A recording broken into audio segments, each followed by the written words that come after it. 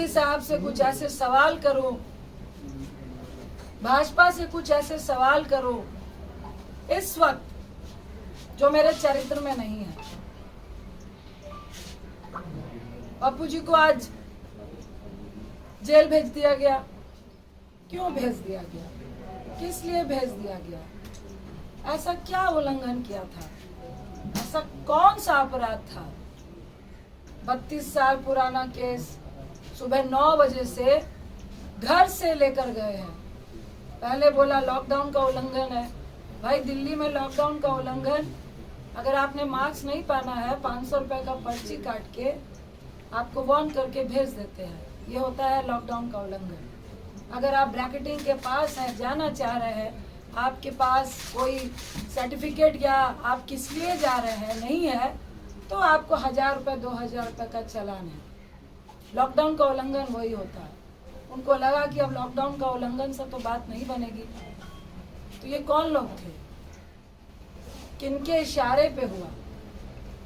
नीतीश बाबू, अगर आप इतने कमजोर और असहाय महसूस कर रहे थे तो भैया हम लोग को भी फोन करके बता देते कि भाई मैं मजबूर हूँ, बहुत कम विधायक आए हैं और भाजपा का सिर्फ बिहार में नहीं पूरे देश में गुंडा राज चल रहा है। जो वो चाहते हैं वो ही करते हैं। सत्ता में अगर आप हैं तो वो चोर नहीं है, अगर आप सत्ता में नहीं है तो आप चोर हैं।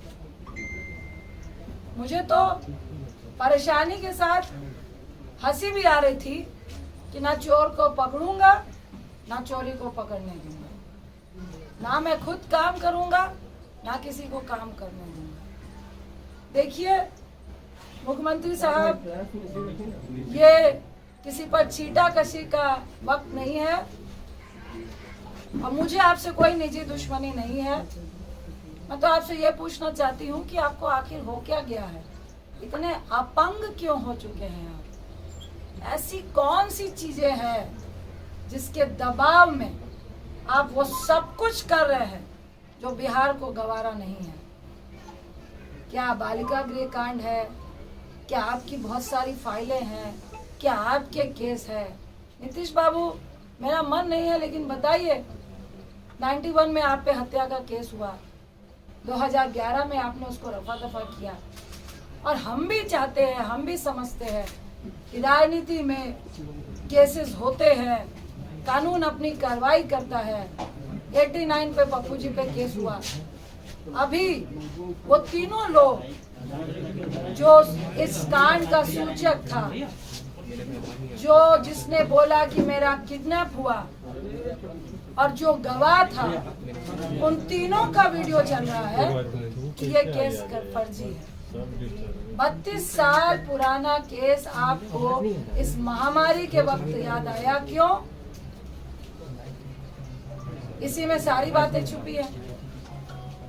रूडी साहब क्या बोले? मुझे तो एक शब्द नाम लेने का मन नहीं कर रहा और मैं उनसे ये सबसे पहले मैं आपके माध्यम से उनसे पूछती हूँ कि आपका राजनीतिक इतिहास क्या है? आप राजनीति में कैसे आए? क्या संघर्ष किया? मैं पूरी बात रूडी जी नहीं बताऊंगी।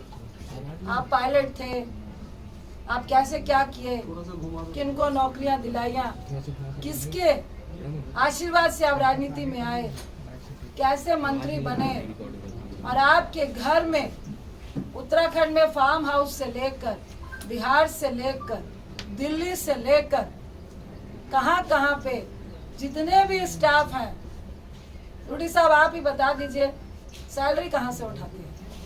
अनशन का कोई दिन तय किया है? कब से जारी है अनशन पे?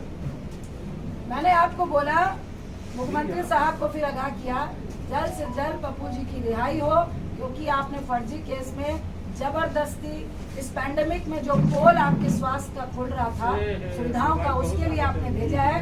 अगर आप इस तरह से छिछोरी राजनीति करेंगे तो हम लोग को भी मजबूरन आपके सामने आना पड़ेगा, और जब तक आपके मंत्रीगण भी जेल नहीं जाएंगे तब तक अनशन। आरजेडी के मधेपुरा विधायक ने कल प्रेस कॉन्फ्रेंस कर कही कि ये गिरफ्तारी पहले होनी चाहिए थी। बीजेपी जो है कहीं न कहीं षड्यंत्र के तहत ये खेला करवाई है। विनाशकाले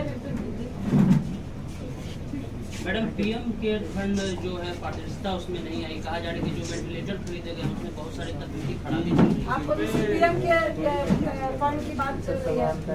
100 रुपए किलो डीजल, 100 रुपए ये डीजल और पेट्रोल हो चुका है और उससे उनको 21 लाख करोड़ रुपए आ चुके हैं।